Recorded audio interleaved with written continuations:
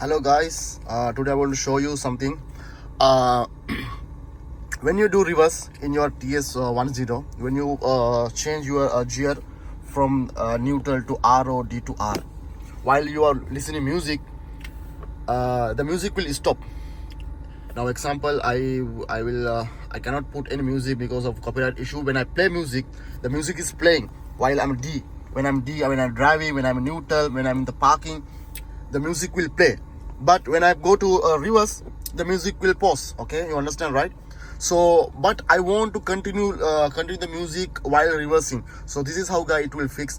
Follow the 8 steps guys. Okay, go to your menu, go to settings. You keep the gear in the D or neutral, no problem. Okay, and currently I don't have any music in the background. Okay, nothing running.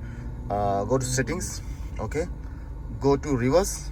Okay, go down, you will see reverse volume control.